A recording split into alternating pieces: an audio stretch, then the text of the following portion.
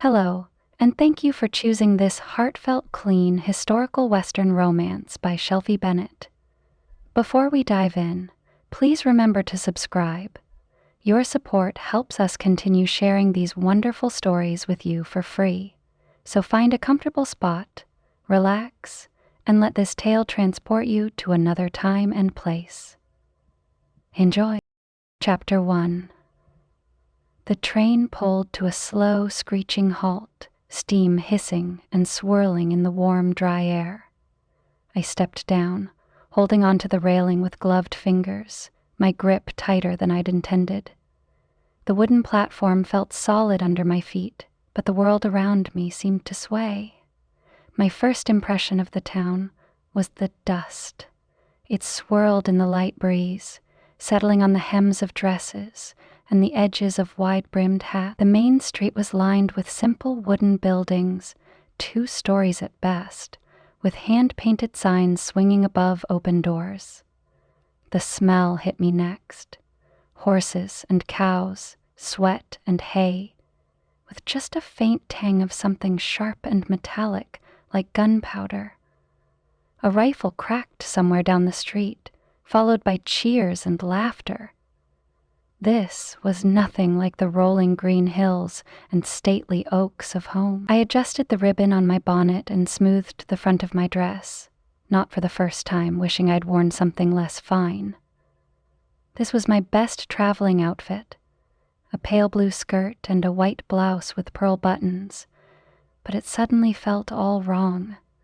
Too bright, too clean. Miss Bellamy?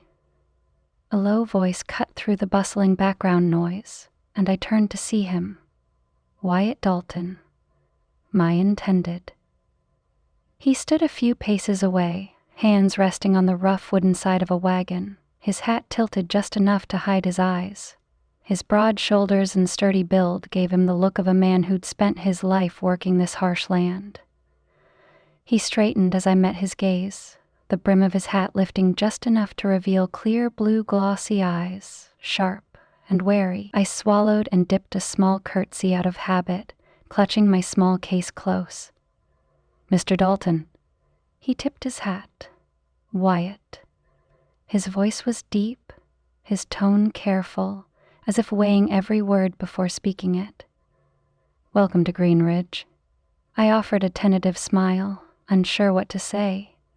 Everything I'd practiced, words of gratitude for his hospitality, a polite comment about the journey, felt like they would stick in my throat. Instead, I murmured, "Thank you.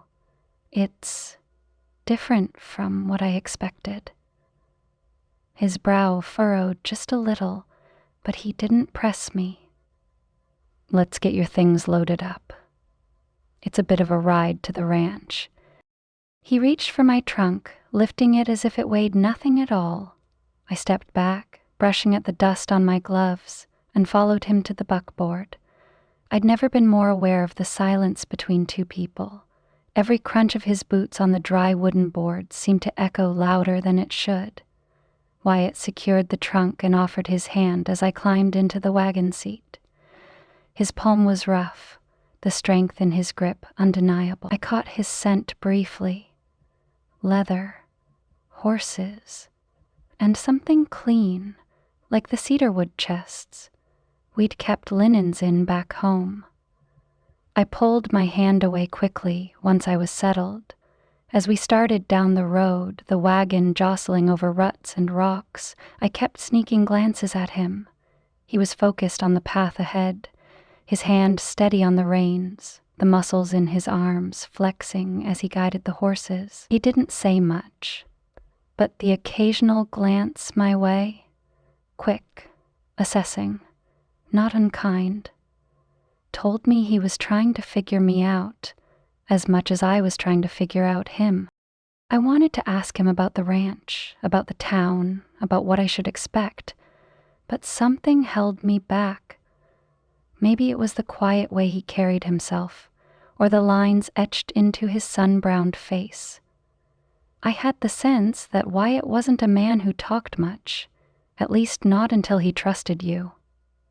The sun was low on the horizon, casting everything in shades of gold. I clung to the edge of the seat as the wagon dipped into a small creek bed, then up again. Each bump and turn sent my heart racing, not from fear of falling, but from the reality of it all. I was here. This was my life now. Wyatt cleared his throat. "It's not what you're used to, I reckon." I looked at him, startled by his sudden words. His voice was quiet, almost apologetic.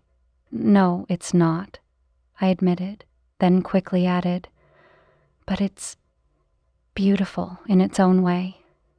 His lips twitched, almost a smile, before he turned his eyes back to the road. "You'll see more of it soon enough." We didn't talk much after that.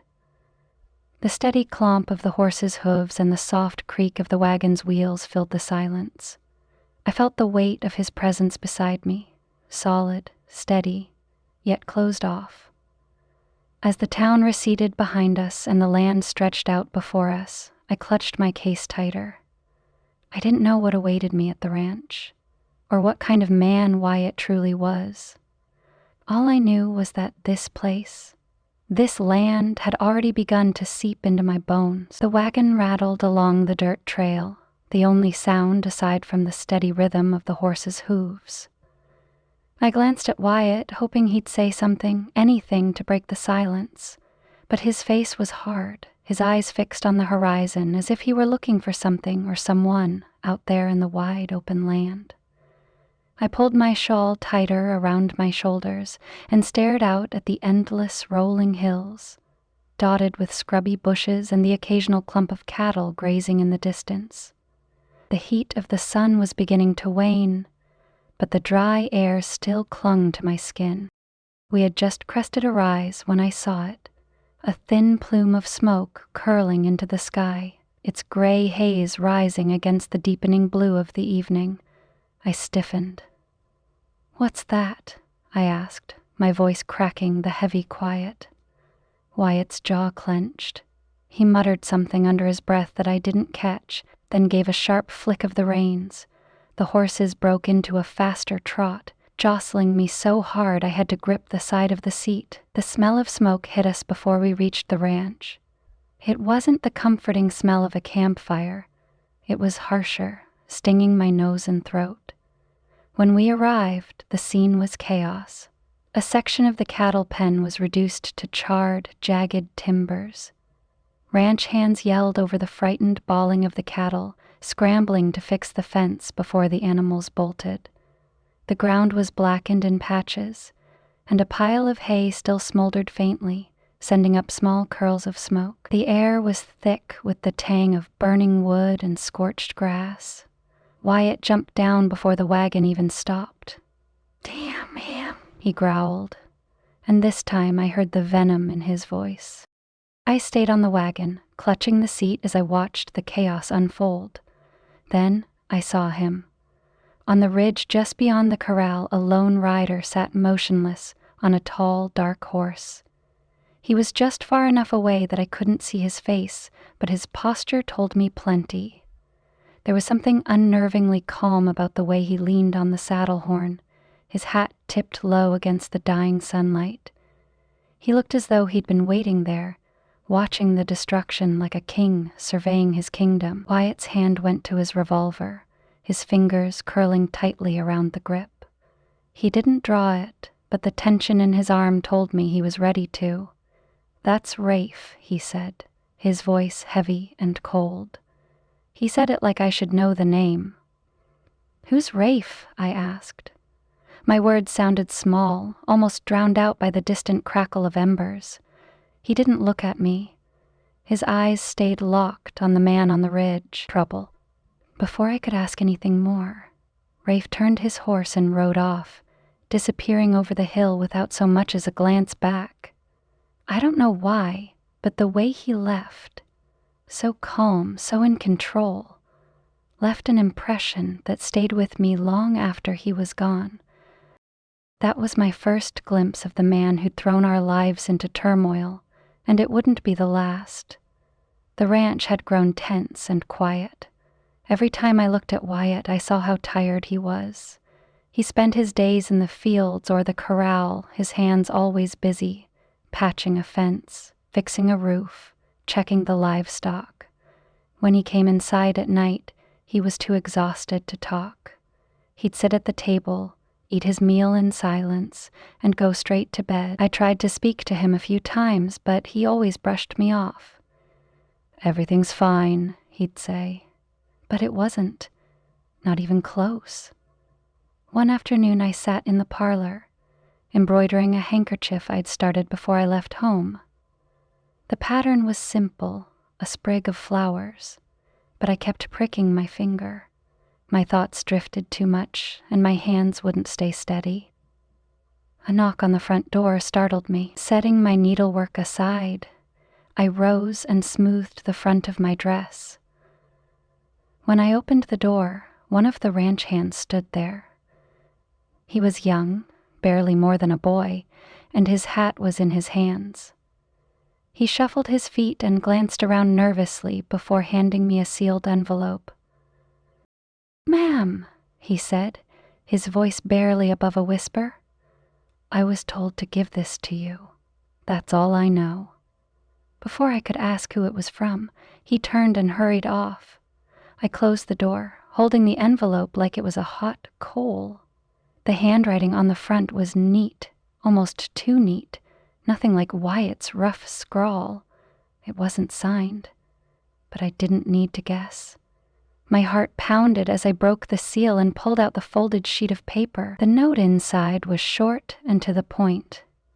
"Mrs. Dalton, if you care for peace, meet me tomorrow at sunset, the old barn by the creek." I read it twice, then again. My stomach tightened.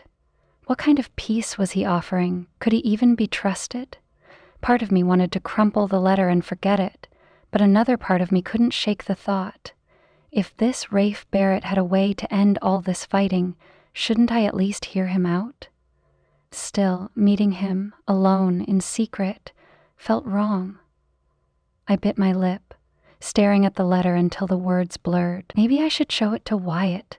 He'd know what to do. But as I looked toward the back window, I saw him, out by the corral, barking orders at the men and moving like a man who was carrying the weight of the world. He already had so much on his plate. I folded the note carefully and tucked it into the pocket of my apron. I told myself I'd think it over and decide later, but the truth was I'd already made up my mind. Curiosity had its hooks in me. I had to know what Rafe meant. I had to know what kind of peace he was after. The next evening, I slipped away from the ranch house just as the sky was turning gold. The sun dipped low, casting long shadows across the fields. I kept my shawl tight around my shoulders, though the air was still warm. My heart thudded in my chest as I walked the narrow trail toward the barn by the creek. The barn looked like it hadn't been touched in years. Its paint had faded, the roof sagged in places, and weeds grew up around the baseboards. It stood alone at the edge of a dusty clearing, surrounded by a few scraggly trees. As I approached, I slowed, suddenly unsure if I should even step inside. I heard the faint creak of wood before I saw him. Rafe Barrett was already there, leaning casually against the door frame, his silhouette sharp against the fading light. His hat shaded his face, but I could feel his eyes on me. He straightened as I stopped a few paces away. "Mrs. Dalton," he said, tipping his hat. His voice was smooth, calm, as if he had all the time in the world. "I appreciate you coming." I swallowed hard and glanced around, half expecting someone to jump out from the shadows. "What do you want?" I asked, trying to keep my voice steady. "To talk," he replied simply. He stepped out of the barn's shadow, the golden light catching the sharp angles of his face. "Nothing more, I promise." He gestured toward a weathered bale of hay, just inside. "Let's sit for a minute." I hesitated. Every part of me screamed that this was a bad idea, but my feet carried me forward anyway, and I perched on the edge of the hay, my hands folded tightly in my lap. Rafe leaned against a support beam a few feet away, his arms crossed. "I don't want this feud anymore," he began, his tone serious. "It's no good for anyone. Not for me, not for my men, and not for your husband's ranch. I think you know that." I kept my gaze fixed on the dusty floorboards. "What are you asking me to do?" "Convince your husband to sell," Rafe said, his voice soft but firm. "If he agrees, I'll make sure my people back off. No more burned fences, no more stolen cattle." I snapped my head up to look at him. "You want me to betray Wyatt?" "No." He shook his head, his expression serious. "I'm asking you to find a way to end this without more bloodshed. Isn't that what you want too?" His words sank in, heavy and confusing. I had come here thinking I could be strong, that I could refuse him outright.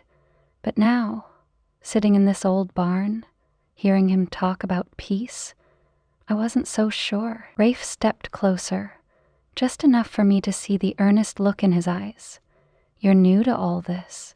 You don't have to take sides the way the rest of us have." I stood up, my hands trembling slightly. "I don't know if I can trust you," I said, my voice barely above a whisper. "You don't have to trust me," he replied. "But think about it. If you really want a future here, don't you think it's worth considering?"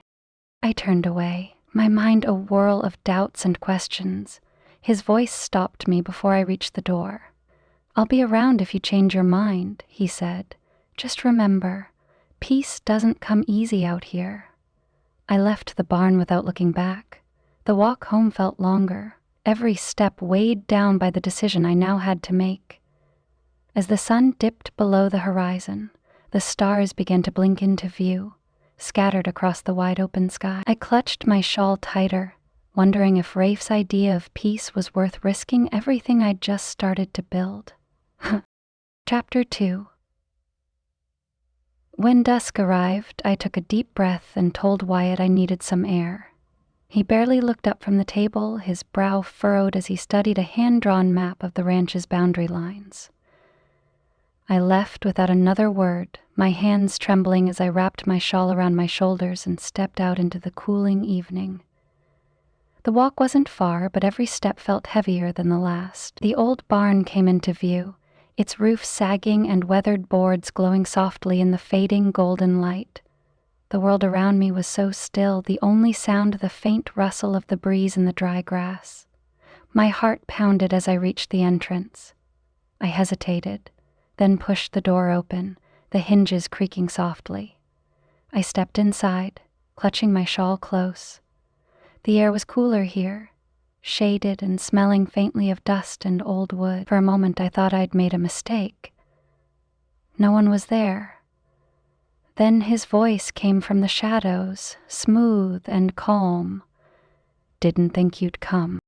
I froze, the sound of his voice rolling over me like a low, distant thunder. My eyes adjusted slowly, and then I saw him. Rafe stepped forward into the last rays of sunlight that streamed through the barn's broken boards. His sharp blue eyes met mine, a mix of confidence and something deeper, something that made my breath catch. "You're early," he added, a corner of his mouth lifting in the faintest hint of a smile. I clutched my shawl tighter. "I came to hear what you have to say, that's all." Rafe studied me for a moment, then nodded. "Fair enough." He gestured to a hay bale as if inviting me to sit, but I stayed where I was. His eyes narrowed slightly, but his tone remained gentlemanly. "I'll get to the point, Mrs. Dalton," he said, his voice calm, almost conversational. "This feud's gone on too long. You know it, and I know it. And it's not doing anyone any good." "Then why keep it up?" I snapped, surprising even myself. "Why burn fences and frighten people? If you want peace, why not just talk to Wyatt?" Rafe's expression didn't change, but his eyes grew darker. "I tried that once. Wyatt doesn't listen. But you..." He stepped closer, just enough for me to feel the tension between us. "You could make him listen." I shook my head, though my voice wavered. I don't have that kind of influence. You'd be surprised. His voice dropped lower, soft but deliberate. If he sells the land, I'll call off my men. No more attacks, no more destruction. Just peace. And you? He paused, his eyes searching mine. You wouldn't have to live under this shadow anymore.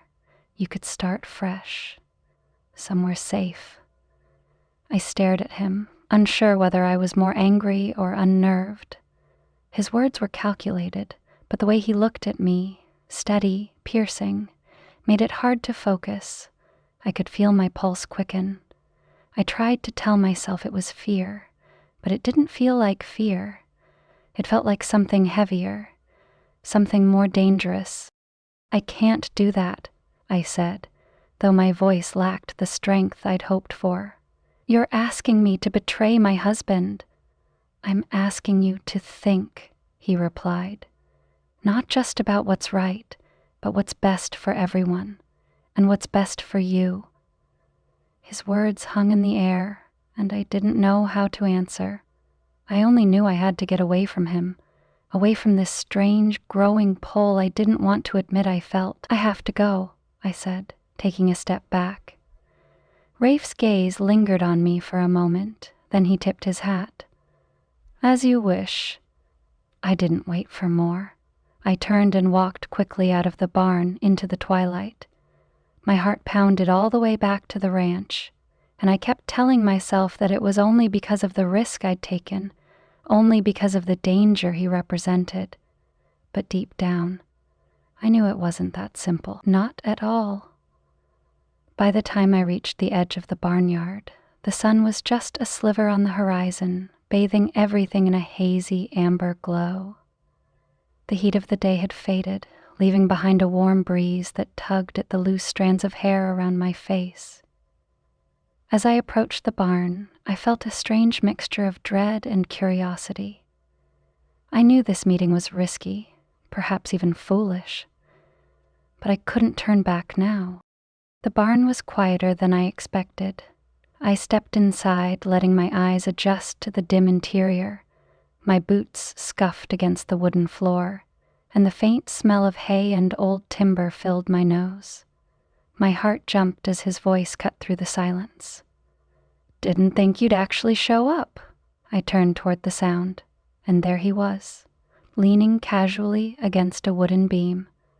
The last bit of sunlight streamed through a crack in the roof, casting a soft, golden glow on his face. His blue eyes caught the light, and for a moment I forgot why I was there.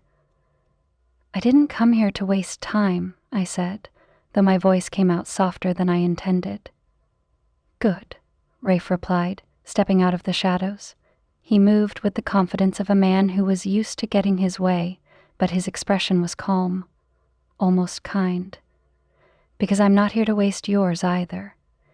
He gestured toward a nearby hay bale, but I shook my head, keeping my distance. Rafe smiled faintly, as if amused by my reluctance, but he didn't push the matter. Instead, he got right to it. Your husband won't listen to reason, he said plainly. But you, well, I think you might be more open-minded. I'm not open to betrayal, I shot back, crossing my arms. His smile faded, and for a moment he simply looked at me. Mrs. Dalton, do you think I enjoy this? Do you think I want to spend my days riding fences and watching men fight over patches of dirt? I don't. But Wyatt, your husband, he won't stop until there's nothing left of my land, or his. Rafe's voice was steady, but there was an edge of frustration in it. I could tell he was used to people dismissing him, painting him as the villain in a story that was much more complicated than that. All I'm asking, he continued, is for you to talk to him. Make him see reason. If he sells the land, if he ends this feud, I'll make sure my men stand down. No more fires, no more raids. Peace.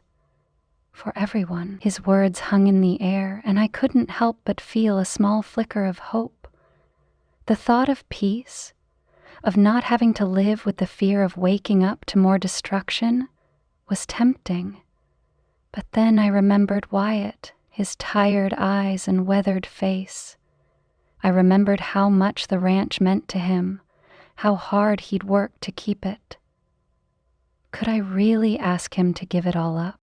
Rafe must have seen the hesitation in my face, because he took a step closer, his voice softening. I'm not asking you to betray anyone. I'm asking you to do what's best for yourself, for your future. Think about it. You could leave this life behind, start fresh somewhere safe.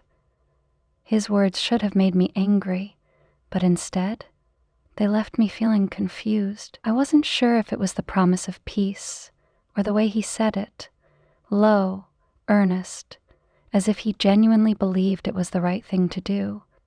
My heart was pounding, but not entirely out of fear. There was something else there, something I couldn't quite name. I can't promise anything, I said at last, my voice shaking slightly. I need time to think. Rafe nodded, tipping his hat slightly. Fair enough.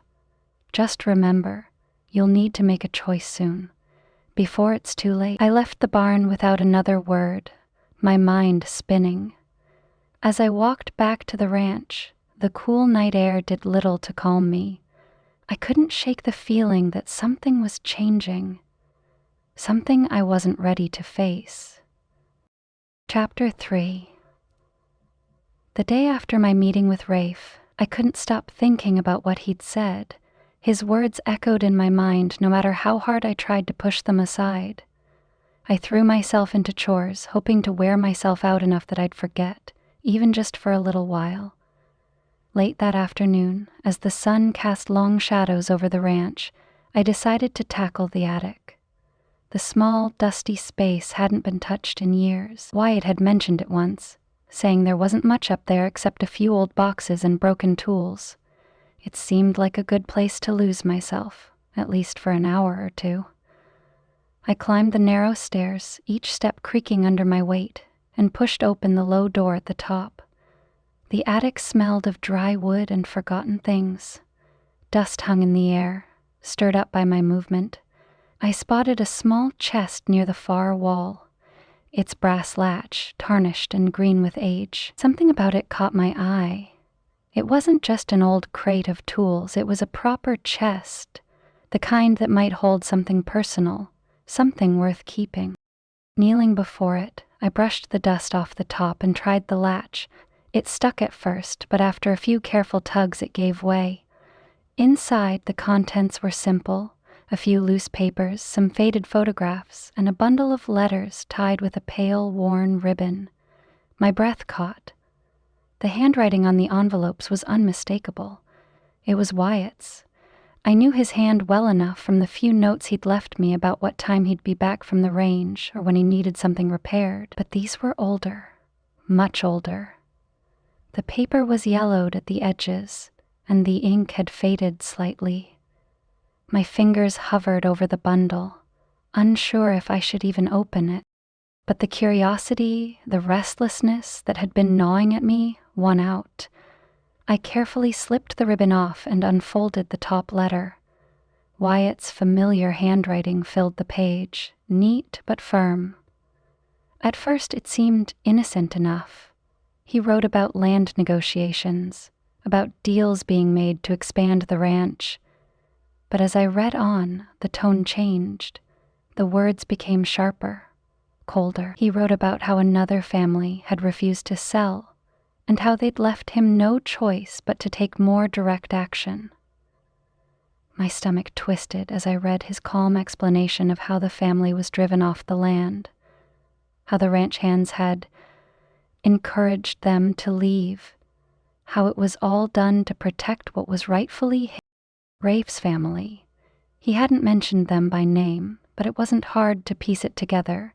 The dates lined up, the descriptions matched the story Rafe had hinted at during our meeting.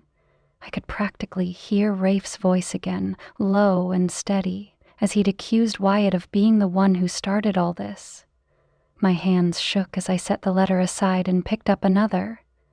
Each one added to the story.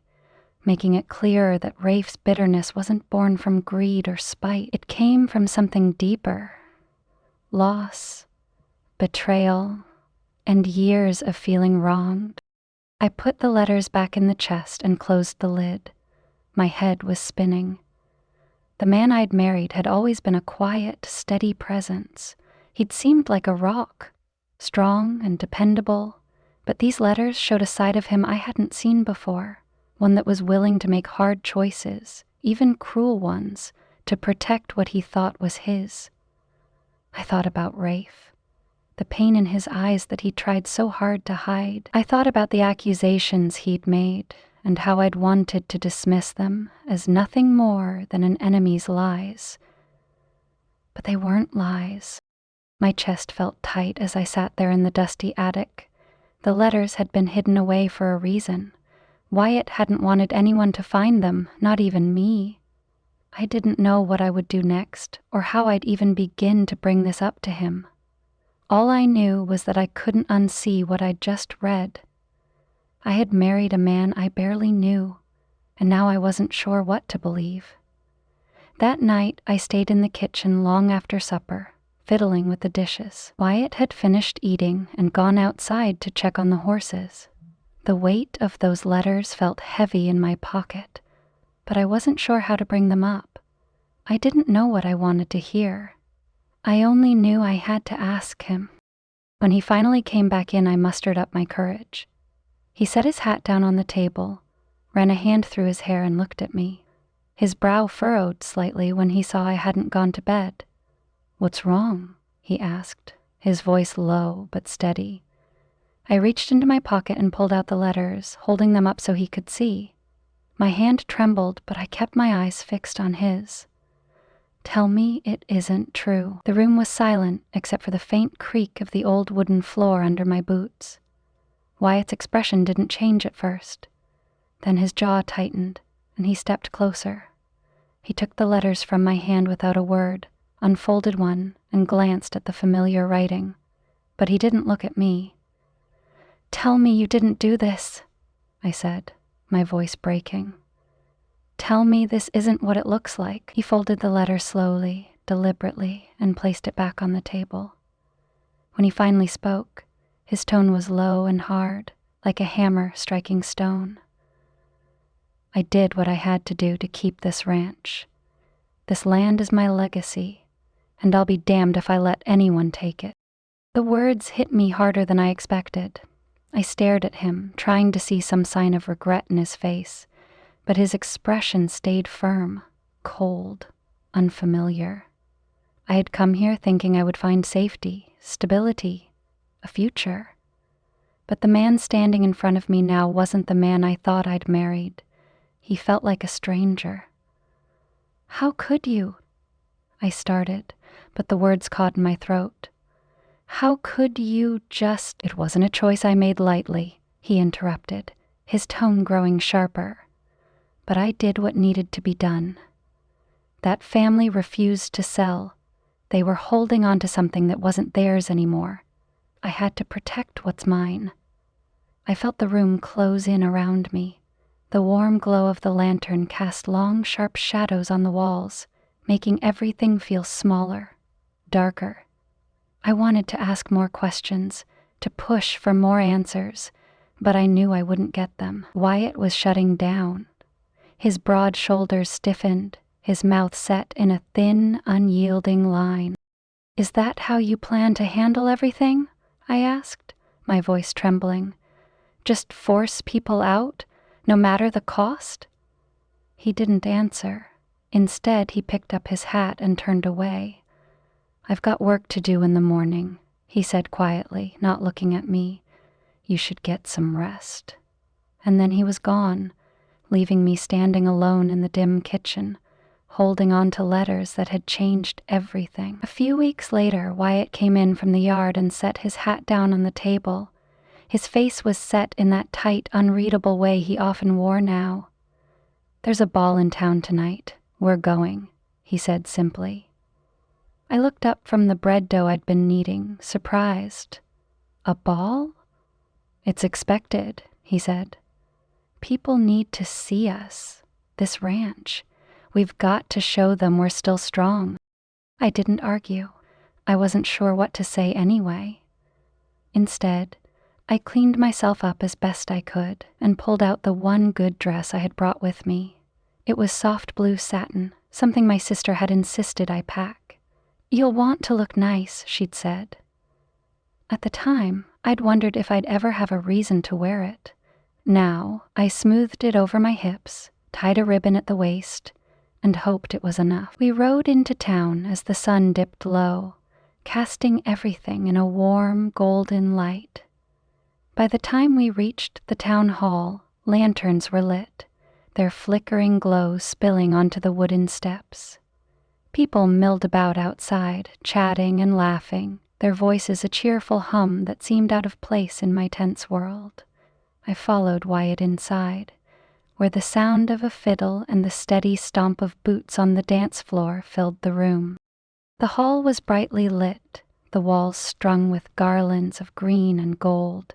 Couples moved in smooth circles, their faces flushed from dancing. The air was thick with the scent of perfume, pipe smoke, and the faint tang of spilled punch. I felt out of place, standing there in my city dress, while the other women, some in simpler gowns, some in calico prints, spun gracefully with their partners. Wyatt stepped away almost immediately, saying something about talking to a friend. I nodded, though I wasn't sure he even noticed. I wandered toward the edge of the room, pretending to watch the dancers. The music was lively, and I wished I felt like joining in, but my stomach churned and I couldn't quite bring myself to smile. Then I saw him. Rafe stood near the opposite wall, watching the crowd with a calm, unhurried gaze. He wore a dark suit, simple but perfectly fitted, and his shoulders were squared, his posture easy. Even from across the room he commanded attention. People seemed to give him space, though no one approached. The air around him seemed charged, like the first crackle of a storm. I turned away quickly, staring at the floor. My pulse quickened, and I told myself it was just nerves. I didn't expect him to notice me. There was no reason he should. But when I dared to glance back, I realized he was looking right at me. It was as if the room had gone still, though the music and laughter continued. I tried to pretend I hadn't seen him, but he was already moving. The crowd seemed to part for him as he crossed the floor, his steps deliberate and confident. I felt frozen in place, my hands clutching my skirt as I forced myself to breathe. When he reached me, he stopped just close enough that I had to look up. His sharp blue eyes met mine, and I couldn't look away. "Mrs. Dalton," he said, his voice smooth and polite. "May I have this dance?" For a moment I couldn't find my voice. I don't think—" "Just one dance," he interrupted gently, a small, almost knowing smile playing at his lips. "It's a party after all, no harm in dancing." I hesitated, glancing around. Wyatt was still across the room, deep in conversation. People were staring. I should have said no. I should have turned and walked away. But Rafe's gaze held mine, steady and calm. There was something in his expression, something I couldn't quite place, that made me nod. "Fine," I said, my voice barely above a whisper. He extended his hand, and after a brief hesitation, I placed mine in his. His hand was warm, his grip firm but not tight. He led me onto the floor, and I became painfully aware of everyone watching. The music shifted into a slower tune, the kind that made couples draw closer together. My heart raced, and I told myself it was just the attention, the heat of the room. But as he guided me into the steps of the waltz, I felt the pull of something else. Rafe moved with ease, his hand light at my waist, his steps perfectly timed. I tried to focus on the music, the steps, the people around us, but he was all I could see. His eyes never left mine, and I felt my cheeks flush. I looked away, but that only made me more aware of how close we were. His voice was low when he spoke. "You dance well," he said. "I wasn't sure you'd accept." "I didn't really have a choice, did I?" I replied, trying to keep my voice steady. "You asked in front of everyone." "True," he said, his mouth twitching into a slight smile. "But you could have said no. I think you wanted to say yes." I looked up at him then, searching his face. I wanted to deny it, to tell him he was wrong, but I didn't say anything. I couldn't. We danced in silence after that, the tension between us thick. When the music ended, he stepped back, his hand slipping from mine. He bowed slightly, the faintest glimmer of amusement in his eyes. "Thank you, Mrs. Dalton," he said quietly, and then he was gone, disappearing into the crowd. I stood there for a moment, trying to catch my breath, trying to push down the whirlwind of emotions swirling in my chest. I couldn't explain it, couldn't even put a name to it, but one thing was certain. Rafe Barrett was trouble, the kind I wasn't sure I could handle. The moment he took my hand, I felt my breath hitch. I didn't want to dance with him. I knew I shouldn't, but it all happened so quickly. Before I could refuse, Rafe was guiding me onto the dance floor. I was painfully aware of everyone's eyes on us, their whispers blending with the lively fiddle tune. His touch was light but firm, his hand settling against my back. Even through the thin fabric of my dress, I could feel the warmth of his palm. The faintest shiver ran up my spine, and I scolded myself silently. He was trouble. Nothing more.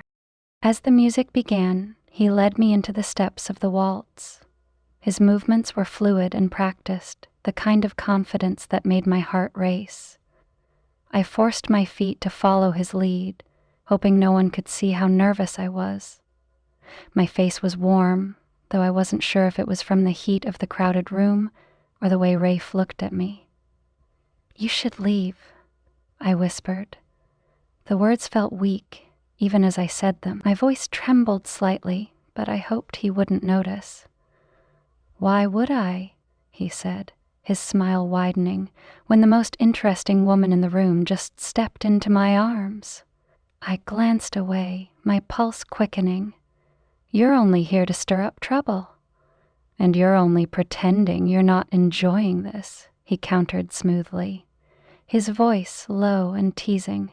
His words made me stumble slightly, but he caught me, steadying my step with ease. I looked up at him, startled, and saw the faintest hint of a grin on his face.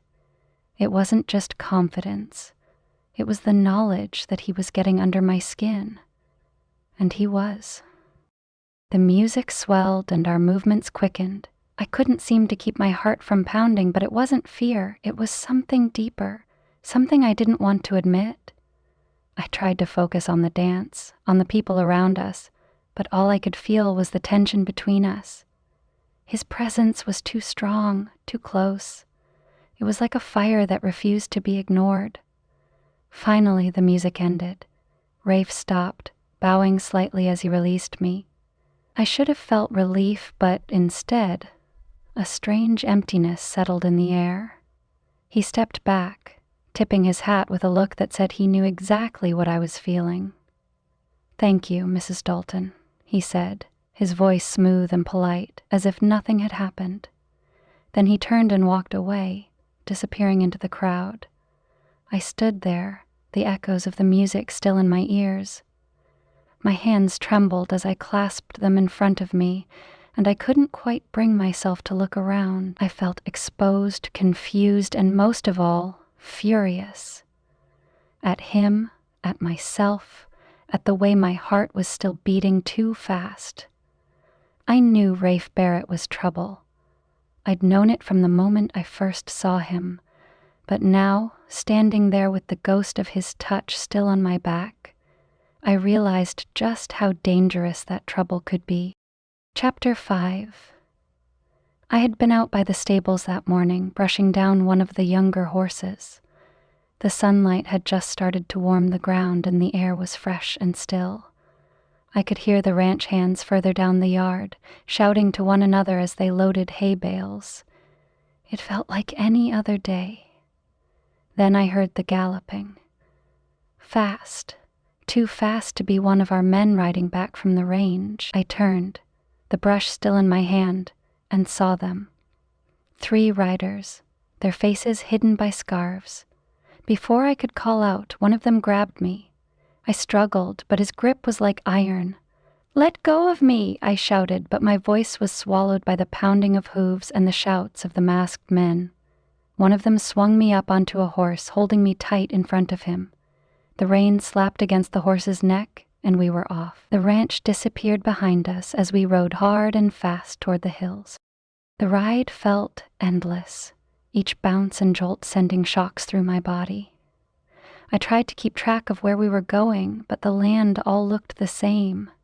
Dusty trails winding through dry scrub and scattered rocks. I caught glimpses of the other 2 riders.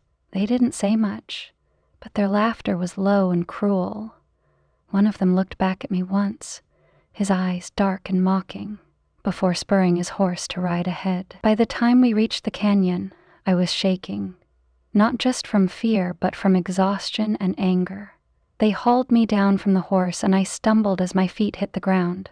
I wanted to scream, to demand answers, but my voice felt stuck in my throat. And then I saw him. Rafe Barrett. He was waiting near the entrance of the canyon, standing tall and calm, as if he had been there for hours. His hat was pushed back, and his blue eyes locked onto mine. The men who had taken me dismounted and walked toward him, still chuckling like they'd just played some grand joke. "I told you to bring her here quietly," Rafe said, his voice sharp enough to cut through their laughter. The man who had held me shrugged. "She made some noise, that's all." Rafe's gaze shifted to me, his expression softening. He stepped forward, and I instinctively backed away. "I'm sorry it had to come to this," he said. His tone was steady, almost gentle, but it did nothing to calm the storm of emotions rising in me. "I just need Wyatt's attention." "Attention?" My voice came out shaky, but I managed to find my words. "You think kidnapping me is going to solve anything?" "I didn't have much of a choice," he said. "Your husband doesn't listen to reason. I needed leverage, and here you are." I couldn't believe what I was hearing. I couldn't believe the calm, measured way he was saying it. My anger finally broke through my fear. Leverage? "I'm not a bargaining chip, Rafe." "I know," he replied, his voice still frustratingly calm. "But this feud won't end if I don't do something to get his attention." I glared at him, wishing I could see the guilt I was so sure must be hidden in his eyes, but there was none. He stood there, solid and composed, while I stood trembling and furious.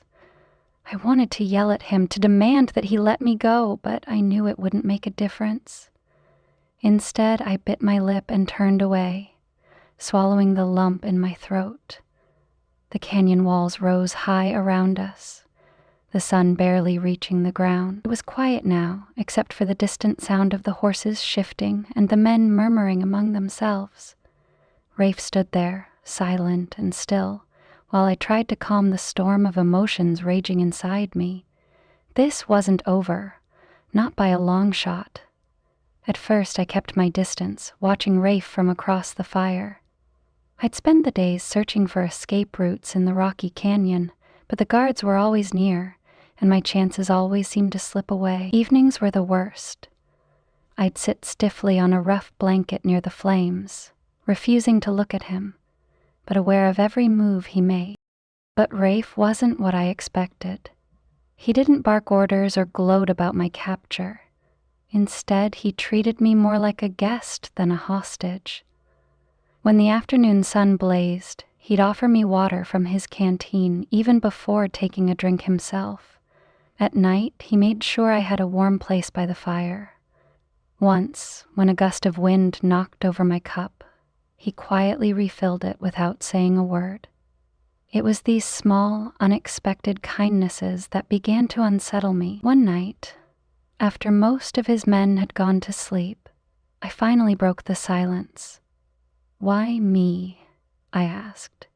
my voice barely louder than the crackle of the flames. Why drag me out here instead of just facing Wyatt yourself?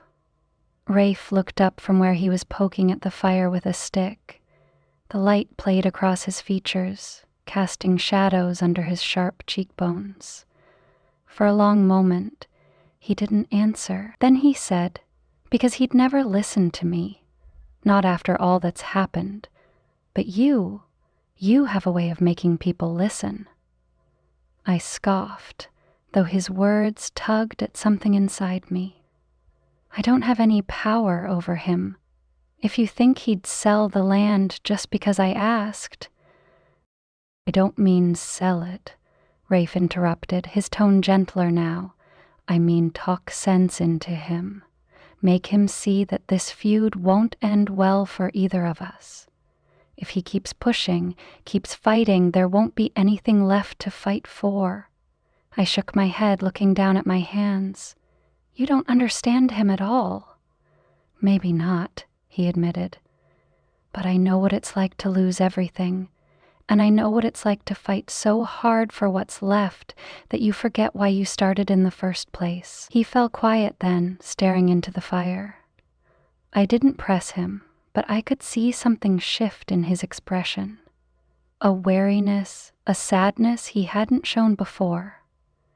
Eventually he spoke again, his voice softer, almost hesitant. My brother died, trying to protect our land. He wasn't much older than me, but he always acted like he had the weight of the world on his shoulders. When the trouble started, he wouldn't back down. I wanted to stop him, but he wouldn't listen.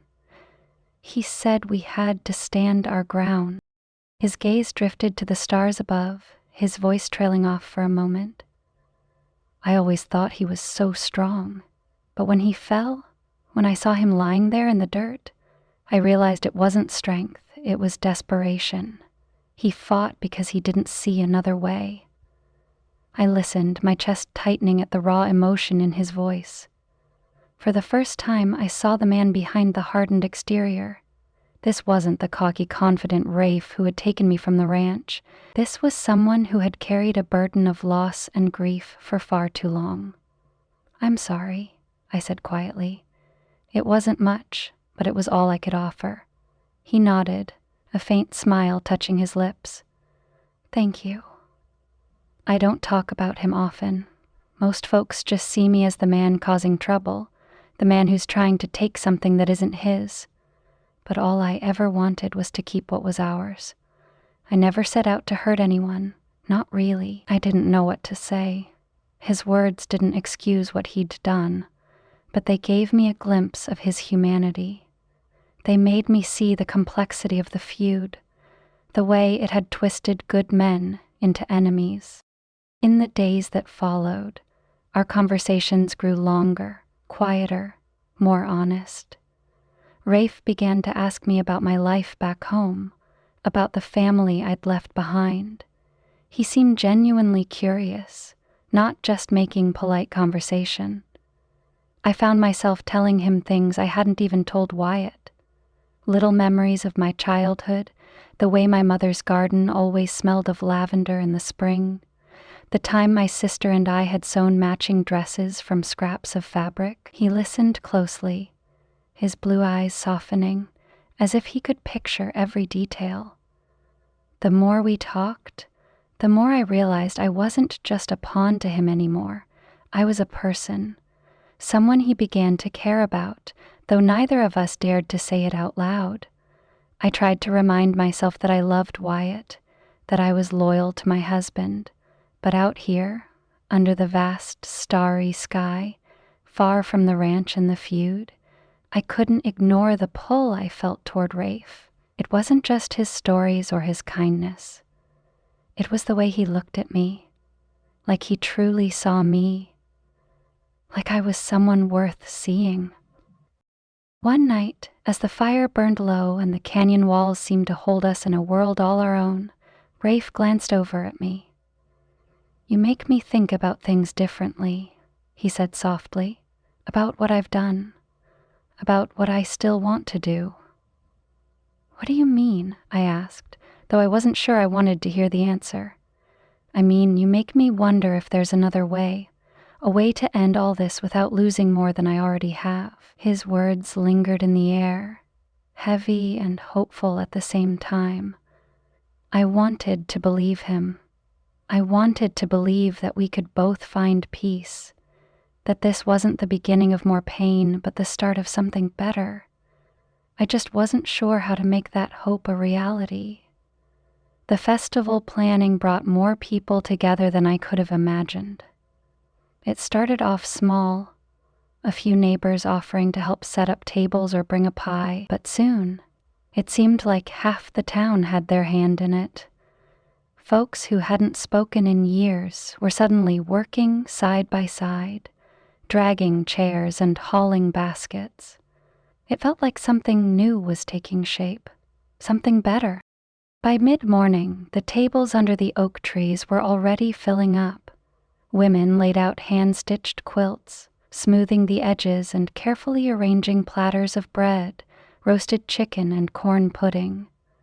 The air smelled heavenly, like fresh-baked pies, sweet corn, and that slow-cooked scent of smoked meat that made your mouth water. The men pitched in, too. Wyatt's ranch hands worked with Rafe's men without so much as a sideways glance. Together, they strung lanterns between the trees and hammered a few extra nails into the tables for good measure. The creak of the fiddle warming up mingled with the low buzz of voices, a hum of people busy at work. Over by the creek, a group of boys was stacking wood for the evening fire, laughing and jostling each other as they worked. I was tasked with tying ribbons in the lower branches, giving the oaks a bit of color. The ribbons fluttered in the breeze as I pulled them tight, each knot feeling like a small step towards something better. I had just finished tying one when Rafe came over, a few ribbons in his hand. "Need a hand?" he asked, his voice warm and steady. I glanced at him, then back at the ribbon in my hand. "You know how to tie a knot?" I teased, trying to sound casual. He chuckled softly, the sound of it surprising me. "I'm full of hidden talents," he said, holding out his hand for the ribbon. As we worked side by side, I couldn't help but notice the little details, the way his sleeves were rolled up to his elbows, his forearms dusted with flour from the biscuits he'd carried over earlier, the way the sunlight caught in his dark hair when he bent toward the branch, and the easy way he moved, confident but never overbearing. "You're better at this than I thought," I said lightly as he tied a particularly neat knot. That crooked grin of his appeared. "Don't sound so surprised," he said, his tone teasing. "I might even dance tonight." I smiled despite myself. "Now that I have to see." For a moment we were quiet. The sounds of the festival preparations carried on around us. Laughter, music, the clink of dishes being set out. I let myself enjoy the peacefulness of it, the sense that we were all working toward something good. When I glanced over, I caught Rafe watching me, his expression softer than usual. "What?" I asked, tilting my head. He shrugged slightly, his grin fading into a gentler smile. "Nothing. Just, this feels right. All of us working together, like it should have been all along." His words lingered as we finished tying the last of the ribbons. I felt the warmth of hope stirring in my chest. Maybe this festival would be more than just a celebration. Maybe it would be a fresh start. The sun hung low in the sky, painting the horizon in soft shades of orange and pink. A warm glow settled over the clearing as the festival came alive. Lanterns swayed gently from the trees, their light spilling onto the tables and makeshift dance floor below. The soft hum of conversation mixed with the lively tunes of a fiddler, a guitarist, and a man with a banjo. People of all ages gathered under the oaks, the air filled with the smells of fresh bread, smoked meat, and sweet pies. I stood near one of the long tables, watching as children darted between the trees, their laughter ringing out like a melody of its own. A group of older folks sat in the shade, exchanging stories and nodding in agreement. The energy was warm, alive, and more hopeful than I'd felt in a long time. When I spotted Wyatt near the far side of the clearing, my chest tightened. He stood in his usual sturdy, no-nonsense way, but his expression was softer. He reached out to shake hands with one of Rafe's foremen, a man I knew he hadn't spoken to in years. Their smiles were small, cautious, but genuine. It was a quiet moment, yet it carried more weight than the music or laughter surrounding us. I turned away, feeling my throat tighten. This wasn't just a festival, it was something bigger. A chance for people to set aside their grudges, to find common ground. I saw families that had avoided each other for years sitting together, sharing food and stories. The bitterness that had clouded the town for so long seemed to lift, replaced by warmth and light. A familiar voice broke through my thoughts. "Care to dance?" I turned, startled, and found Rafe standing a few steps away. His shirt collar was open, the faintest hint of sweat on his brow from helping haul supplies earlier. His usual grin was replaced with a softer expression, one that made it hard to look away. He held out his hand, his blue eyes steady on mine. For a moment I hesitated. I glanced around, seeing families laughing together, old enemies talking like old friends. The air was filled with joy, forgiveness, and the promise of something better. I realized then that this festival wasn't just about healing the town. It was about letting go of my own fears, my own doubt. I placed my hand in his, and he smiled, leading me toward the dance floor. As the music swelled, we stepped into the rhythm, the sound of boots scuffing the wooden boards beneath us. The lanterns above cast a soft light over the scene, and I couldn't help but smile. For the first time in a long time, everything felt right. The music shifted into a slower tune, and Rafe's steps slowed to match it. His hand remained steady at my waist, his fingers light but firm. His other hand held mine, guiding me with a calm confidence that made it easy to follow. I tried to focus on the rhythm, but my thoughts kept drifting. The sound of the festival, the chatter, the laughter, seemed to melt away, leaving only the quiet swish of our steps and the faint creak of the floorboards underfoot. I glanced up at him, his blue eyes catching the warm glow of the lanterns. They weren't the same piercing eyes I'd come to expect from him. Tonight they were softer, more open. It wasn't just the dance, it was everything. The way he spoke to people, the way he carried himself, the way he smiled. He was different, and I couldn't help but wonder how much of that was real, and how much was for show. "Do you think this peace will last?" I asked, my voice low, almost as if I were afraid of breaking the moment. He met my gaze, his eyes steady. "It will if we want it to, if we all keep trying." I wanted to believe him. I wanted to believe that everything we'd gone through, the arguments, the danger, the long nights wondering if we'd ever see peace, had brought us here for a reason. There was a warmth in his voice that gave me hope, and something deeper, something I didn't want to name. "You've changed," I said softly, the words slipping out before I could stop them. "So have you," he replied, the faintest smile touching his lips. "Maybe that's how peace starts. A little at a time." I looked away, focusing on the stars peeking through the trees. The lanterns above us flickered gently, their light dancing across the wooden floor. I could feel the warmth of his hand on mine, the easy sway of his steps guiding me through the waltz. For a moment, I let myself relax into the dance, into the quiet, into the possibility that maybe we could leave the fighting behind. When the music finally faded, we stood still, the crowd slowly gathering their things and heading home. The air was cool now, a gentle breeze brushing past us.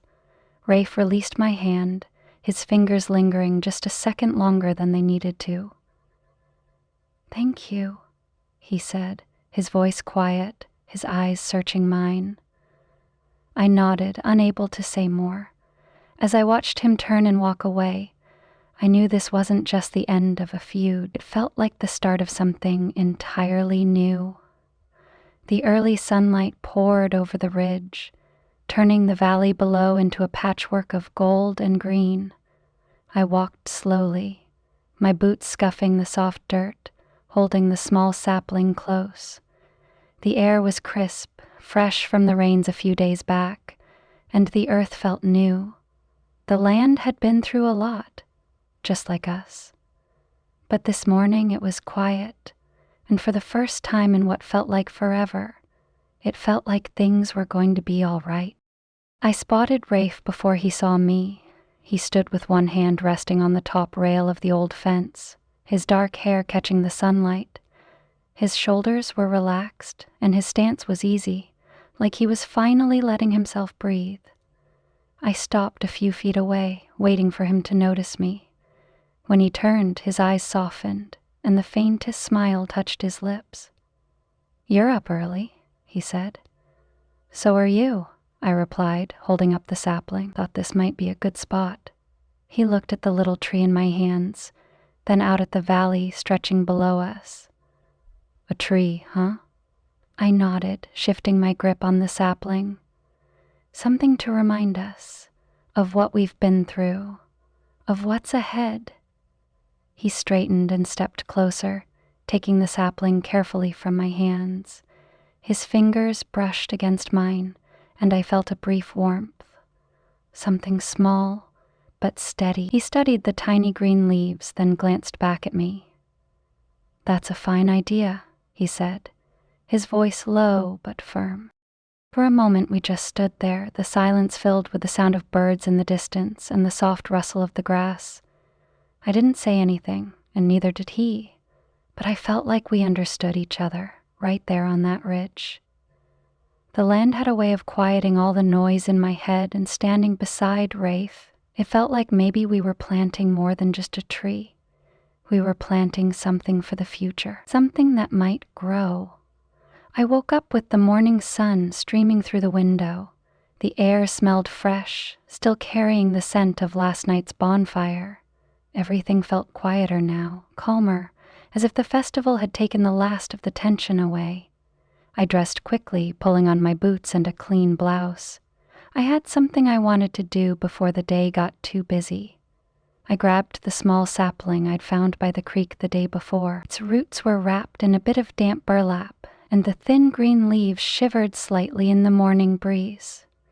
I carried it carefully as I walked out past the barn, through the fields and toward the ridge.